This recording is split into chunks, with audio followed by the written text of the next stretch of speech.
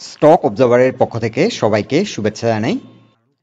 আজকে আমরা এমন কিছু স্টক পিক করেছি যে স্টকগুলো আগামী দিনগুলোতে মার্কেট লিডার হিসেবে অ্যাপিয়ার হতে পারে। এই স্টকগুলো অতীতেও ভালো পারফর্ম করেছে এবং আগামী দিনগুলোতেও ভালো পারফরমেন্স করার একটা সম্ভাবনা দেখা দিচ্ছে। আজকে আমরা এই স্টকগুলো নিয়ে বিস্তারিত আলোচনা করব। সো বন্ধুরা, আলোচনাটি শেষ পর্যন্ত শুনতে থাকুন। আর আলোচনাটির শুরুতে আমি রিকোয়েস্ট করব, ডিসক্লেমার অংশটি আপনারা ভালো করে পড়ে নেবেন। পুঁজিবাজার ঝুঁকিপূর্ণ। আপনার কোনো পার্সোনাল বাই এবং সেলের কারণে আপনি যদি ক্ষতিগ্রস্ত হয়ে থাকেন, সে দায় স্টক অবজার্ভার বহন করবে না।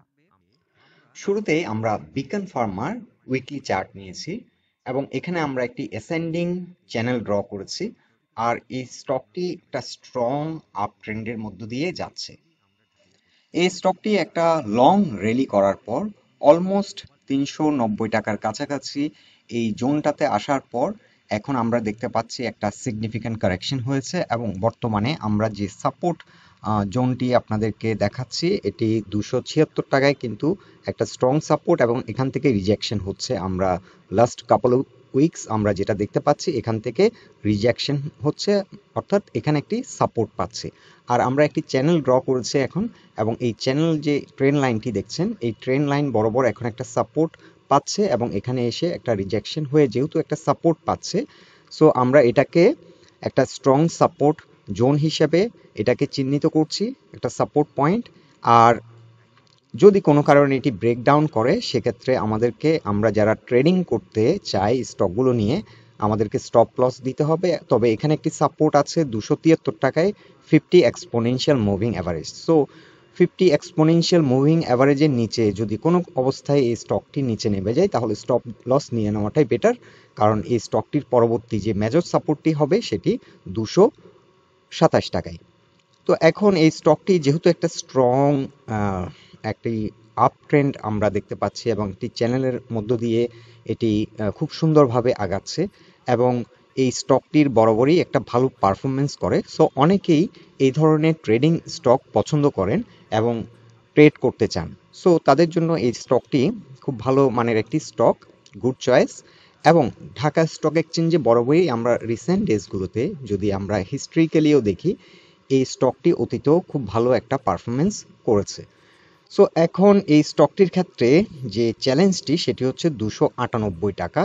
এখানে একটা রেসিস্ট্যান্স ফেস করছে এবং এই 298 যদি পার হয় নেক্সট এন্ট্রি পয়েন্ট হবে 300 টাকা। এখানে যদি ভালোভাবে সাপোর্ট পায় 300 লেভেলে যদি এন্ট্রি দেওয়া যায় তাহলে এই স্টকটি পরবর্তী যে রেসিস্ট্যান্সটি ফেস করবে 366 টাকায়। সো এখান থেকে অলমোস্ট 60 টাকার একটা গ্যাপ এক্সপেক্ট করা যায়।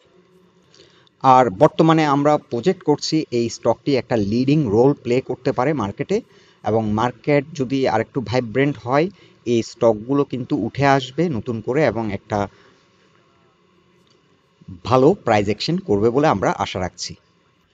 এখন আমরা ডেল্টা লাইফের উইকলি চার্ট নিয়েছি এবং এই স্টকটিও কিন্তু একটি ট্রিমেন্ডাস পারফরমেন্স করেছিল। এখানে 64 লেভেল থেকে র্যালি শুরু করেছিল এবং আপ টু আমরা দেখতে পাচ্ছি 238 পর্যন্ত এটি র্যালি করেছিল এবং এরপর এখন একটা মেজর একটি কারেকশন। আর আমরা এখানে একটি ট্রেন লাইন ড্র করেছি এবং আমরা দেখতে পাচ্ছি যে এই স্টকটি কিছুটা ট্রেন লাইন থেকে বেরিয়ে গেছে, যার কারণে কিন্তু এই স্টকটি যদিও লাইফ ইন্স্যুরেন্স সেক্টর একটা বড় রকমের মুভমেন্ট করেছে কিছু কিছু স্টকে, কিন্তু এই স্টকটির ক্ষেত্রে আমরা এখনো মুভমেন্ট দেখতে পাচ্ছি না এই স্টকটি অফ ট্রেন্ডে থাকার কারণে। সো এই স্টকটির জন্য এখন যে চ্যালেঞ্জিং পয়েন্টটা সেটা হচ্ছে 40-র উপরে অবস্থান করা। 40-র উপরে উঠলে এটি 20 এক্সপোনেনশিয়াল মুভিং অ্যাভারেজের উপরে চলে আসবে এবং তার একটু উপরে 43 যদি ব্রেকআউট করতে পারে তাহলে এটি 50 এক্সপোনেনশিয়াল মুভিং অ্যাভারেজের উপরে অবস্থান করবে। এরপরে এই পজিশন অর্থাৎ এই স্টকটি এখন আমরা বলতে পারি এই বর্তমান যে প্রাইস পয়েন্টে আছে এখান থেকে 145 পর্যন্ত পেইন দিবে। কোনো কারণে যদি 145-এর উপরে যদি এটি অর্থাৎ এই ট্রেন লাইনের মধ্যে যদি ঢুকতে পারে তাহলে এই স্টকটি আবার আগের মতো একটা র্যালি শুরু করবে এবং আমরা এক্সপেক্ট করছি মার্কেট যেহেতু ভাইব্রেন্ট হচ্ছে মার্কেটে আমরা বিভিন্ন পারফর্মিং স্টকগুলোর কিন্তু ভালো পারফরমেন্স দেখছি। ডেল্টা লাইফও লাইফ সেক্টরের মধ্যে one of the best performing stock. So আমরা প্রজেকশন করছি যে এই স্টকটি সামনের দিনগুলোতে উঠে এসে একটা বড় র্যালি হয়তো করবে। সো এই স্টকটিও আপনারা ওয়াচ লিস্টে রাখতে পারেন। তবে এখন আমরা যেটা মনে করছি এই স্টকটির ক্ষেত্রে একটু স্ট্রং হওয়ার পর যদি এন্ট্রি দেওয়া যায় তাহলে হয়তো ওয়েট করতে হবে না। এখন এই পয়েন্টে এন্ট্রি নেওয়া যায়, তবে এখান থেকে এখন কখন উঠে সেটা একটা আনসার্টেন। কিছুদিন হয়তো ধৈর্য ধরতে হতে পারে। সো যাদের ধৈর্য আছে আপনারা চাইলে এখন যে লো রেটে অফার করছে এই অপরচুনিটিটা নিতে পারেন। আর যারা মনে করেন যে না আমি একটি স্টক কিনে দীর্ঘদিন বসে থাকার মতো আমার মেন্টালিটি নেই, তাহলে আপনাদের ক্ষেত্রে আর একটু স্ট্রং হওয়ার পর অর্থাৎ ট্রেন লাইনে ঢুকে যাওয়ার পর এখন যদি ভলিউম নিয়ে যদি এটি ট্রেন লাইনে ইন করতে পারে তখন আপনারা চাইলে এন্ট্রি নিতে পারেন। আর এখন যারা এটা নিয়ে ট্রেড করবেন চিন্তা করছেন তাদের জন্য যে টার্গেট প্রাইস পয়েন্ট কি হতে পারে, 194 ফার্স্ট টার্গেট হতে পারে, সেকেন্ড টার্গেটটি হতে পারে 219। এই পজিশনে কিন্তু সিগনিফিক্যান্ট সেল প্রেশার আসবে, মেজর সেল প্রেশার ফেস করবে 220 লেভেলে। এখানে R2 রেসিস্ট্যান্স এবং প্রাইস পয়েন্ট রেসিস্ট্যান্স এবং এই পয়েন্ট থেকে কিন্তু রিজেকশন হয়েছিল। সো এই পয়েন্টটা খুবই গুরুত্বপূর্ণ এবং এই পয়েন্ট ব্রেকআউট করলে 310 টাকা পর্যন্ত এই শেয়ারটার গন্তব্য হতে পারে। আরেকটি বিষয় হচ্ছে ডেল্টা লাইফ অফ ট্রেন্ডে থাকার আরও একটি উল্লেখযোগ্য কারণ হচ্ছে এটিতে ফ্লোর প্রাইস দিয়ে একটা আর্টিফিশিয়াল সাপোর্ট দেওয়ার কারণে এটা যে একটা ন্যাচারাল একটি যে কারেকশন সেটি হয়নি। সেটি এই স্টকটি হয়তো 223 টাকা কিংবা ম্যাক্সিমাম আমরা যে একটা মার্কেটের পেনিক একটা সিচুয়েশন ফেস করেছি লাস্ট কাপল অফ মান্থস, এটি হয়তো 113 টাকা পর্যন্ত একটা আসার একটা সম্ভাবনা ছিল। কিন্তু যেহেতু ন্যাচারালি কারেকশনটা হয়নি সেক্ষেত্রে এই স্টকটি কিছুটা অফ ট্রেন্ডে আছে এবং আশা করছি সামনের দিনগুলোতে এই স্টকটি এইখানে যেহেতু এখন একটি সাপোর্ট পেয়ে গেছে আর্টিফিশিয়াল হোক আর যাই হোক, এখন এটি এখান থেকে যদি ট্রেন্ডে প্রবেশ করতে পারে একটি র্যালি শুরু করবে বলে আমরা আশা করছি। Again we are not giving you any kind of financial advice, আমরা জাস্ট আমাদের ওপিনিয়ন শেয়ার করছি। আপনারা যারা যারা বাই সেল করবেন সেটা সম্পূর্ণ নিজ দায়িত্বেই করবেন। এখন আমরা একমি ল্যাবরেটরিজ লিমিটেড এই স্টকটির উইকলি চার্ট নিয়েছি এবং এই চার্টও আমরা দেখতে পাচ্ছি যে এই স্টকটি কিন্তু একটা সাইডওয়ে মুভমেন্ট করছে দীর্ঘদিন ধরে। আর এই স্টকটিও মাঝে মাঝে ট্রেডিং অপরচুনিটি দেয়, যদিও এটি ফান্ডামেন্টালি খুবই ভালো একটি স্টক এবং ইনভেস্টমেন্টের জন্য খুব ভালো মানের একটি স্টক। তারপরও এই স্টকটিও মাঝে মাঝে ট্রেডিং করার একটা ভালো অপরচুনিটি দেয়। যেমন এই লাস্ট এখানে আমরা দেখেছিলাম যে এটি সাইডওয়ে মুভমেন্ট করছিল, এই পয়েন্টে এসে এটা 84-5 জোনে এসে এই জোনটাতে এসে একটা সাপোর্ট নিচ্ছে। এখানেও একবার সাপোর্ট নিয়েছে, সাপোর্ট নেওয়ার পর 104 একটা হাই করেছে, আবার আমরা দেখতে পাচ্ছি সেম পয়েন্টে এসছে, আবার এখান থেকে কিন্তু 104। সো এই যে লেনটি এটিও মোটামুটি একটা ভালো রেঞ্জ বাউন্ড এখন এই স্টকটির ক্ষেত্রে আমরা বলবো। সো এই রেঞ্জের মধ্যে কিন্তু একটা ট্রেডিং অপরচুনিটি আছে। আর এই স্টকটি যেহেতু খুব ভালো মানের একটি স্টক, মার্কেট যেহেতু এখন চাঙ্গা হচ্ছে, ভলিউম বাড়ছে, আশা করছি এই স্টকটিও উঠে আসবে এবং মার্কেটে একটা লিডিং রোল প্লে করতে পারে। সো যারা যারা ইনভেস্টমেন্ট গ্রাউন্ড থেকে চিন্তা করছেন তারাও এই স্টকটি ওয়াচ লিস্টে রাখতে পারেন। আর যারা ট্রেডিং করবেন চিন্তা করছেন এই স্টকটি এন্ট্রি নেওয়ার জন্য এখন ভালো একটা পজিশনে আছে। আর এই স্টকটি এরপর যে র্যালিটি হয়তো করবে আমরা আশা করছি, এই র্যালিটিতে হয়তো আমরা আশা করব যে এটি ব্রেকআউট করে নতুন একটি হাই ক্রিয়েট করবে এবং সেক্ষেত্রে আমরা 121 পর্যন্ত এই স্টকটির গন্তব্য আমরা আশা করছি। সামনের দিনগুলোতে হয়তো 121 পর্যন্ত এই স্টকটি র্যালি করবে। আর যারা একটু নেগেটিভ চিন্তা করছেন যদি কোনো কারণে ফ্লোর তুলে দেয় মার্কেট, এর মধ্যে যদি আবার তার মার্কেট সেন্টিমেন্ট নষ্ট হয়, কোনো খারাপ নিউজ আসে, সেক্ষেত্রে এই স্টকটির কিন্তু 82 লেভেলে 81 টাকা 80 পয়সা এই লেভেলে কিন্তু একটা ভালো রকমের সাপোর্ট পাবে। ফার্স্ট সাপোর্টটি এটি এবং এটি যদি কোনো কারণে ব্রেকডাউন করে 75 এই পজিশন, এখানে কোনো একটা পয়েন্ট থেকে এটি আবার ঘুরে দাঁড়াবে। এখন আমরা আইটি সেক্টরের একটি স্টক আমরা টেকনোলজিস লিমিটেড, এই স্টকটিকে সিলেক্ট করার কারণ হলো অলরেডি কিন্তু Xenix Infosys, ADN telecommunication, BDCom এবং আমরানেট ভালো একটা প্রাইস অ্যাকশন আমরা দেখতে পেয়েছি। এখন পরবর্তীতে আমরা টেকনোলজি আমরা প্রজেকশন করছি যে এই স্টকটি একটা ভালো রকমের র্যালি করতে পারে, এবং চার্টে আমরা একটা অ্যাসেন্ডিং চ্যানেল ড্র করেছি। এটিও কিন্তু একটা স্ট্রং আপ ট্রেন্ডের মধ্যে আছে 20 এক্সপোনেনশিয়াল মুভিং অ্যাভারেজের উপরে, এবং এটি পিভট পয়েন্টের উপর অবস্থান করছে। এখন এখানে একটা ছোট রেসিস্ট্যান্স ফেস করছে, সেটি হচ্ছে 43-তে। 43টা ব্রেকআউট করলেই কিন্তু এটার পরবর্তী গন্তব্য হবে 52, এবং আপ টু এটি 55 লেভেল পর্যন্ত হিট করতে পারে। এবং এটি যদি আইটি সেক্টর, আমরা ধারণা করছি যে এই সেক্টরটি আরও ভালো পারফরমেন্স করবে, এবং সেক্ষেত্রে এই স্টকটি 70 টাকা পর্যন্ত গন্তব্য হতে পারে। এই যে ট্রেন লাইনটি, এটি একটি রেজিস্ট্যান্স লাইন। এই লাইনটি যদি ব্রেকআউট করে এটি আরও স্ট্রং প্রাইস অ্যাকশন আমরা দেখতে পাবো, আপ টু 70 পর্যন্ত এটি যেতে পারে। সো এই স্টকটিও আপনারা চাইলে ওয়াচ লিস্টে রাখতে পারেন। এটি কিন্তু এখনও তেমন একটি প্রাইস পায়নি। এই স্টকটি গন্তব্য এখনও অনেক দূর হতে পারে, এবং অনেক ট্রেডিং অপরচুনিটি এই স্টকটির মধ্যে আছে বলে আমরা মনে করছি। আর আমরা যদি এই ট্রেনটিকে ভলিউম দিয়ে বিশ্লেষণ করি, এটি কিন্তু এই ট্রেনটি ক্রিয়েট হয়েছে উইথ হিউজ মানি ফ্লো। এখানে ভলিউম বারগুলো রিপ্রেজেন্ট করছে যে একটা হিউজ মানি ফ্লো নিয়ে এই ট্রেনটি ক্রিয়েট হয়েছে। সো এই ট্রেনটি কিন্তু খুব সহসা কিন্তু লস্ট হবে না, এটির গন্তব্য আরও অনেক দূর হতে পারে।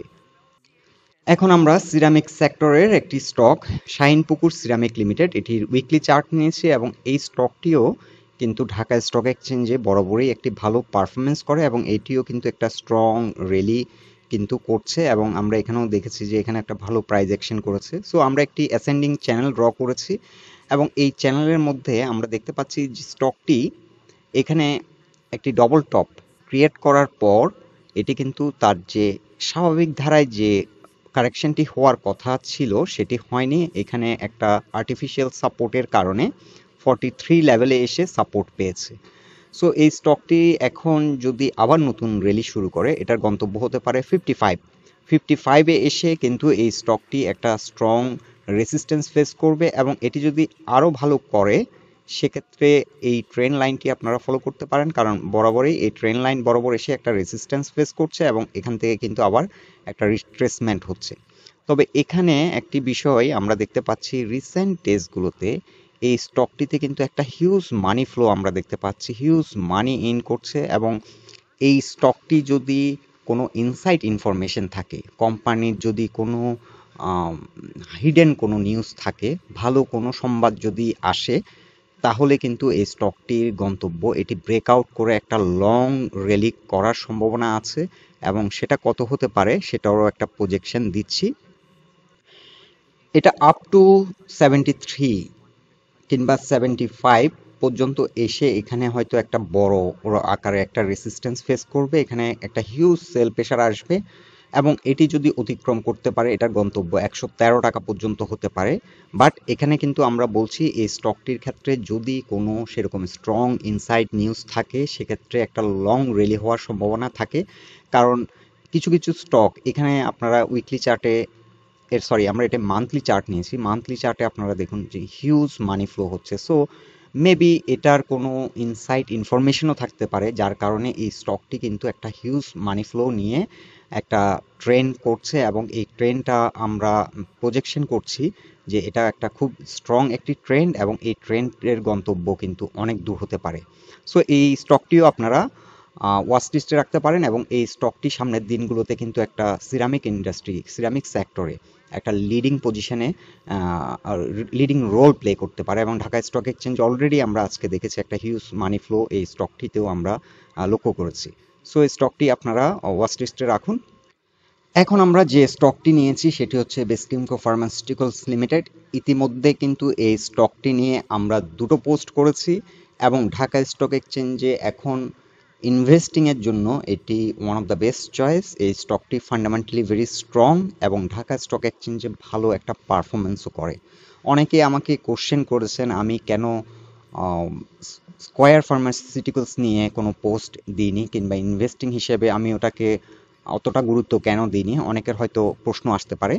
এক্ষেত্রে আমি বলবো স্কয়ার ফার্মাসিউটিক্যালসও কিন্তু খুবই ভালো মানের একটি স্টক, এবং এই স্টকটিও আপনারা চাইলে ইনভেস্ট করতে পারেন। তবে আমার দৃষ্টিভঙ্গি থেকে স্কয়ার ফার্মাসিউটিক্যালস, যেটি ঢাকা স্টক এক্সচেঞ্জে কিন্তু প্রাইস অ্যাকশন হয় না, অর্থাৎ এই স্টকটিতে গত 1 বছরে আপনারা ক্যালকুলেট করে দেখেন, 1 বছরে যারা ইনভেস্ট করেছে তাদের কিন্তু তেমন একটা ক্যাপিটাল গেইন হয়নি।